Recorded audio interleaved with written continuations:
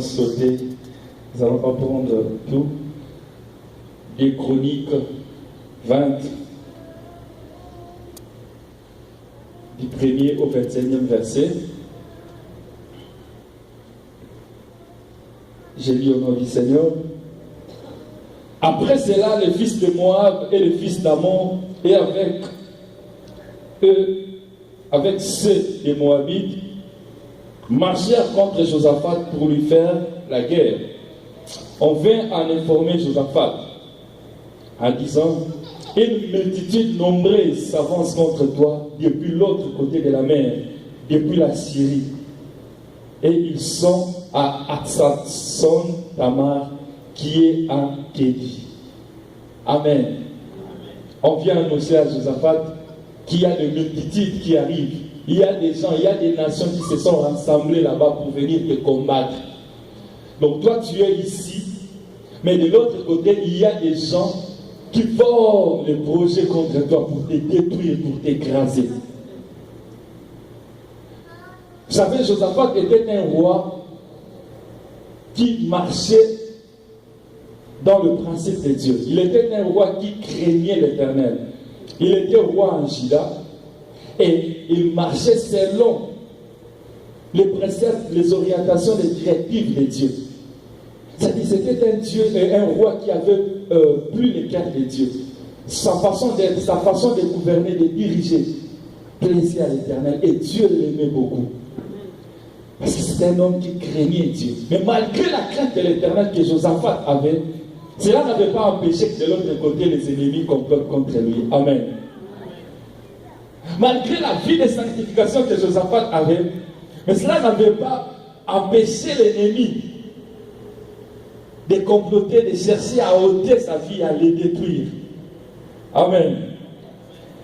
On annonce à Josaphat qu'il y a des gens, il y a des nations, il y a des concertations, il y a des réunions de l'autre côté. Pendant que toi tu dors ici, tu ne sais pas que de l'autre côté, il y a des réunions qui se passent. Il y a des gens qui ne dorment pas pendant plusieurs nuits, qui font des nuits blanches, juste pour chercher le voisin moyen, les stratégies, comment ôter sa vie, comment les détruire, comment l'écraser, le faire passer de la surface de la terre.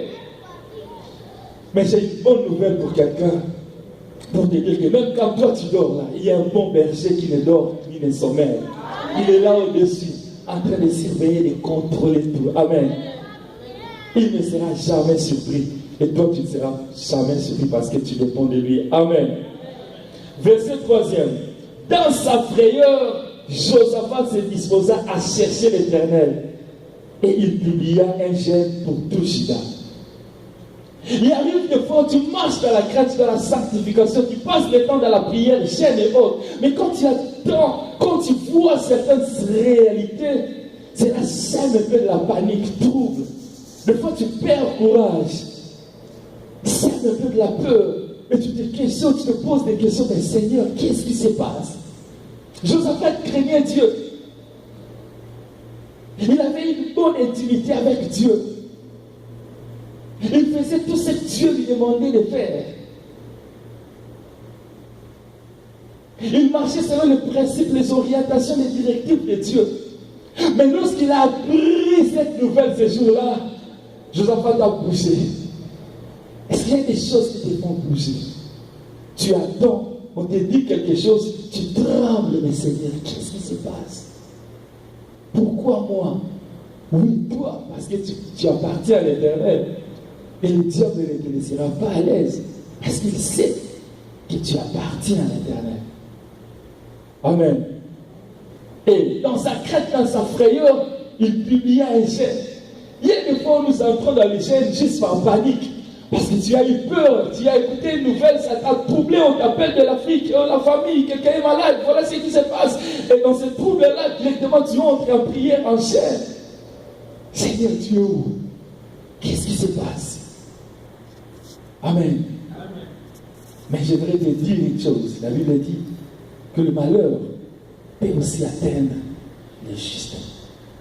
Josaphat était juste, craignait Dieu. Mais de l'autre côté, il y avait un malheur qui s'est préparé contre lui.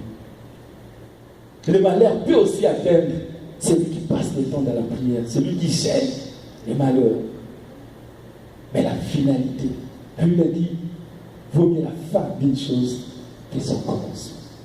Qu'est-ce que la Bible dit à la fin? Mais l'Éternel la délivre toujours. Amen. Verset 5.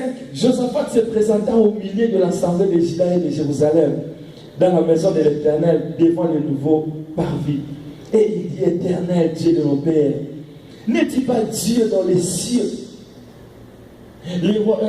N'est-ce pas toi qui domines sur tous les royaumes des nations? N'est-ce pas toi qui as amené la force et la puissance et à qui nul ne peut résister? N'est-ce pas toi, ô notre Dieu, qui as chassé les habitants des pays devant ton peuple d'Israël? Josaphat, dans sa prière, il commence à rappeler à Dieu tout ce que Dieu avait fait dans sa vie ou dans son pays, dans son peuple d'Israël. Il commence à rappeler à l'Éternel, Seigneur, voilà, n'est-ce pas toi qui as fait ceci? N'est-ce pas toi qui as fait cela? Et ça continue. J'ai dit que nous allons sauter, nous allons pas tout prendre. Et pendant que Josaphat priait, lorsqu'il a fini de prier, Dieu intervient. Verset 14. Alors l'Éternel saisit au milieu, alors l'Esprit de l'Éternel saisit au milieu de l'assemblée Jachariel, fils de Zacharie, fils de Benaja, fils de Jaël, fils de Manantia, lévite, donc le fils d'Asaph. Et Jachariel dit, soyez attentifs, tous Juda et habitants de Jérusalem, et toi, Josaphat. Ainsi vous parle l'Éternel. Ne craignez point et ne vous effrayez point devant cette multitude nombreuse. Le Dieu des cieux a saisi Jazarel ce jour-là pour donner ses messages. Et aujourd'hui, c'est même Dieu m'envoie pour t'amener ces messages. Que ne crains point. N'aie pas peur de cette situation-là qui est au-devant de toi. N'aie pas peur de tout ce que tu attends, de tout ce que tu vois. Que cela ne te fasse pas peur.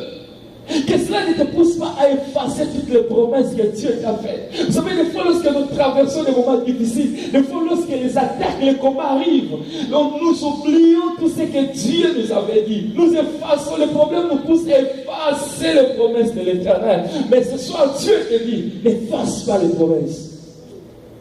Car toutes ces promesses-là, c'est le vrai et le véritable Dieu qui t'avait donné. Et il accomplira toutes ses promesses. Amen. Il dit, toi, Josaphat, arrête d'avoir peur. N'aie pas peur de ces problèmes. Regarde plutôt la grandeur de ton Dieu. Et verset 16e, demain, descendez contre eux. Il vous montait, je ne sais pas pourquoi c'est écrit comme ça. Et verset 17, pardon, vous n'aurez point à combattre à cette affaire. Présentez-vous, tenez-vous là, et vous verrez la délivrance que l'Éternel vous accordera. Juda et Jérusalem, ne craignez point, et ne vous effrayez point. Demain, sortez à leur rencontre, et l'Éternel sera avec vous. Dieu dit, il ne faut pas avoir crainte. Descendez, présentez-vous seulement. Ce que tu fais ce soir, c'est que tu te présentes seulement. Tu viens juste devant la présence de l'Éternel. Et il dit, Dieu lui-même vous donnera la délivrance. Et Dieu donne les stratégies à Josaphat.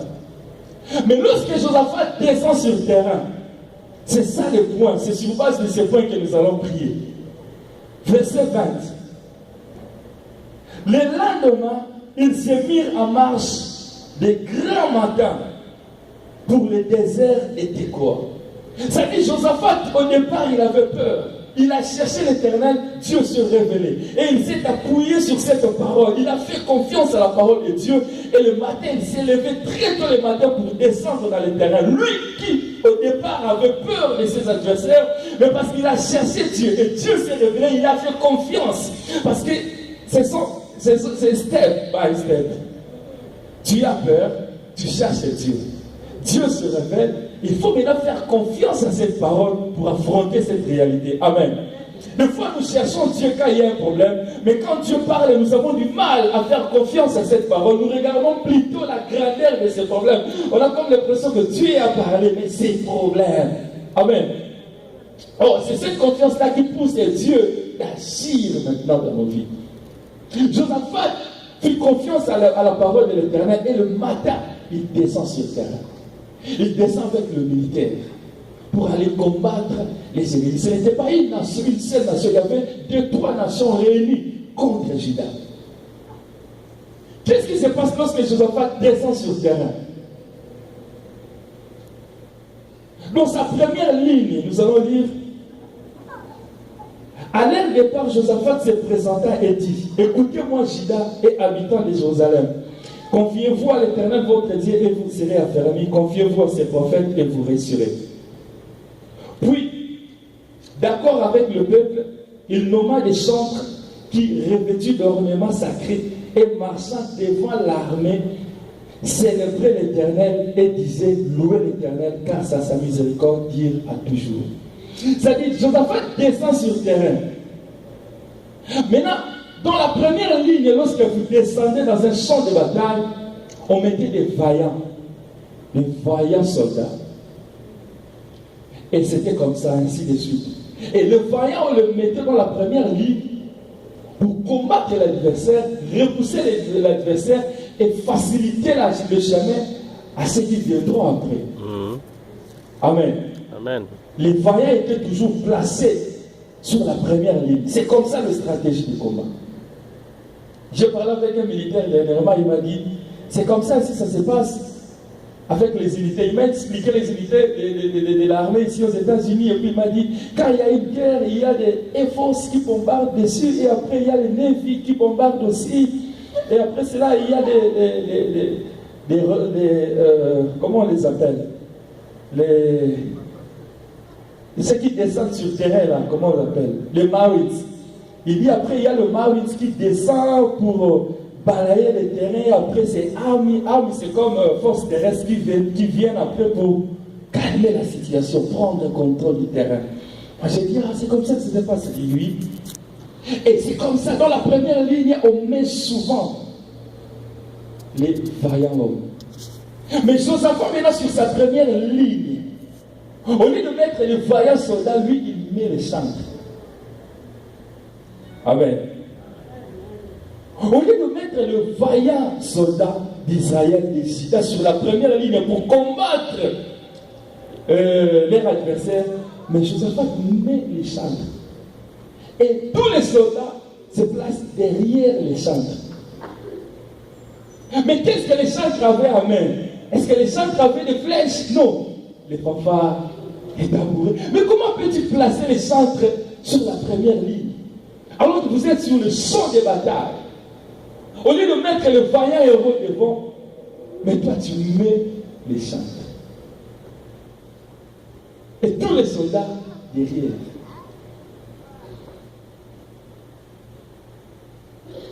Psaume chapitre 42. Pourquoi Josaphat a mis les chantres devant au lieu de mettre les vaillants? Psaume chapitre 42, verset 9.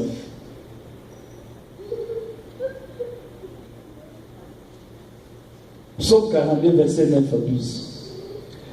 Les jours où l'Éternel m'accordait sa grâce, la nuit je chantais ses louanges. J'adressais une prière au Dieu de ma vie. J'ai dit à Dieu, mon rocher, pourquoi m'oublies-tu? Pourquoi dois-je marcher dans la tristesse, sous l'oppression de l'ennemi? Mes os se brisent comme un persécuteur m'outrage, en me disant sans cesse: où est ton Dieu? Pourquoi t'as battu mon âme? Et je lui tire au-dedans de moi. Espère en Dieu, car je le louerai encore. Il est mon salut et mon Dieu. Ici, David dit ceci, que dans ces troubles-là, lorsqu'il était bouleversé, il louait l'Éternel. Et quand il louait l'Éternel la nuit, quand il chantait en l'honneur de l'Éternel la nuit, le matin, Dieu lui donnait la délivrance. Et voilà pourquoi Josaphat a compris cela, parce que Josaphat marchait sur les traces de son père David. Il a compris que la louange, l'adoration anéantit l'ennemi. C'est aussi un moyen que Dieu utilise pour détruire nos ennemis. Ce n'est pas à tout moment qu'il faut utiliser des flèches. Ce n'est pas à tout moment qu'il faut utiliser le feu. En fait, lorsque nous utilisons tout ce que nous utilisons, c'est Dieu en fait qui le fait. C'est Dieu qui intervient, c'est Dieu qui détruit. Mais à combien de fortes raisons, si vous louez Dieu, il est content. N'est-ce pas qu'il descendra, n'est-ce pas qu'il vous délivrera, n'est-ce pas qu'il vous donnera la victoire? Josaphat a compris cela. Parce qu'ils étaient confiés sur la parole de Dieu. C'est que Dieu est avec nous. Et nous allons louer Dieu. Nous allons mettre les centres. Au lieu des vaillants héros, nous allons mettre les centres. Les centres vont adorer. Les centres vont louer Dieu. Et nous allons marcher après. Et c'est ce que nous allons faire. Bien aimé, des fois lorsqu'un problème persiste, des fois lorsqu'un problème te dérange, tu as gêné, tu as prié, tu as fait le prières de combat, tu as envoyé le feu. Le problème semble persister. Change les stratégies. Change. Adore. Commence à adorer. Commence à élever le nom de l'Éternel. Commence à élever le nom de l'Éternel. Lorsque tu élèveras le nom de l'Éternel, sa gloire descendra et les choses vont changer. Paul et Silas ont compris ce secret. Voilà pourquoi lorsqu'ils étaient emprisonnés, ils n'ont pas envoyé le feu. Ils n'ont pas détruit les gens. Ils ont commencé à adorer ces gens. Et pendant l'adoration, il y a des choses qui se passent. Il y a des délivrances qui entrent. Dieu accorde des délivrances. Dieu fraye le chemin. Dieu réjouit les cœurs. Sûrement ces jours-là, lorsque Josaphat donnait cet ordre de placer les chantres devant, les chefs de l'armée étaient dans les troubles. Sûrement il a dit, mais roi, écoutez, en fait, ça, ce n'est pas aussi ton domaine. C'est moi qui dois placer les militaires. Selon les stratégies, selon la connaissance, selon ce que moi je connais de la guerre, ce n'est pas les chantres qu'on place sur le premier lieu. Ici, ce n'est pas question de la connaissance, c'est question d'écouter les Saint-Esprit. C'est question d'écouter le Saint-Esprit. Apprends à adorer. Apprends à élever le nom de l'Éternel. Lorsque nous adorons, frère, il y a des choses qui se passent. David aussi avait compris. Parce qu'il avait vu, comme il avait appris, qu'un jour, Josué avait fait la même chose devant Jéricho. Il voulait attaquer Jéricho. Dieu a dit, vous allez tourner Jéricho pendant 7 jours, une fois. Et le 7e jour, vous tournerez cette ville pendant 7 fois. Et à la 7e fois, vous pousserez les cris.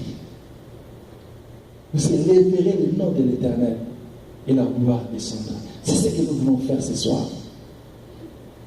La prière de ce soir, je puisse adorer les rois du roi. Devant ces problèmes qui t'accablent, devant ces problèmes qui te dérangent, devant ces problèmes qui dérangent ta famille, devant ces maladies qui persistent, devant ces problèmes qui te volent la joie, la paix, le sommeil, tu vas adorer Dieu. Devant cette situation qui ne veut pas te laisser à l'aise, jour après jour, tu ne veux que pleurer, te lamenter, te poser des questions. Nous allons adorer Dieu ce soir. Lorsque tu ne sais plus quoi faire, lorsque tu te sens au bout, tu ne sais plus avancer, adore. Commence à adorer, à élever le nom de l'Éternel. Josaphat a placé les chantres devant. Il a dit, vous serez devant. Cette nation est nombreuse, ils sont beaucoup. Nous n'allons pas les attaquer. Nous allons seulement nous confier à l'Éternel. Nous allons tourner nos regards vers Dieu, à l'adorant. Et lui-même prendra en charge nos ennemis. Laisse ces problèmes entre les mains de l'Éternel. Toi, adore Dieu. Loue ton Dieu. Élève le nom de l'Éternel.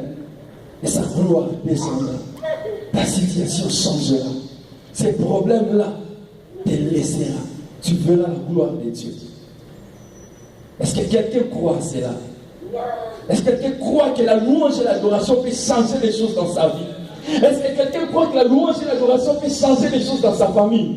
Est-ce que quelqu'un croit que la louange et l'adoration peut donner la délivrance tant entendue? Est-ce que quelqu'un croit que la louange et l'adoration peut éclairer les sentiers ténébreux?